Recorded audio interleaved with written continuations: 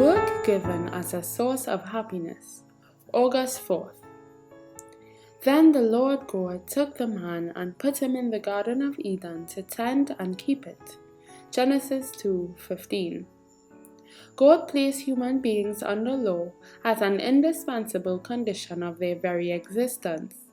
They were subjects of the divine government, and there can be no government without the law. God might have created humans without the power to transgress his law. He might have withheld the hand of Adam from touching the forbidden fruit, but in that case, people would have been not free moral agents, but mere automatons. Without freedom of choice, their obedience would not have been voluntary, but forced. There could have been no development of character. Such a course would have been contrary to God's plan in dealing with the inhabitants of other worlds. It would have been unworthy of humans as intelligent beings, and would have sustained Satan's charge of God's arbitrary rule. The home of our first parents was to be a pattern for other homes, as their children should go forth to occupy the earth. That home, beautified by the hand of God himself, was not a gorgeous palace.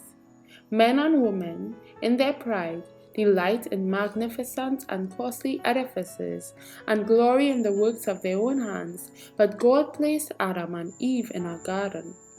This was their dwelling.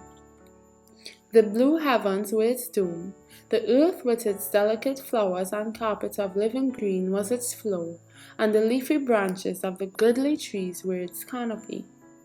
Its walls were hung with the most magnificent adornings, the handiwork of the great master artist. In the surroundings of the holy pair was a lesson for all time, that true happiness is found not in the indulgence of pride and luxury, but in communion with God through his created works. If people would give less attention to the artificial and would cultivate greater simplicity, they would come far nearer to answering the purpose of God in their creation. Pride and ambition are never satisfied, but those who are truly wise will find substantial and elevating pleasure in the sources of enjoyment that God has placed within the reach of all. To the dwellers in Eden was committed the care of the garden, to dress it and to keep it. Their occupation was not wearisome, but pleasant and invigorating. God appointed labor as a blessing to our first parents, to occupy their minds, to strengthen their bodies, and to develop their faculties.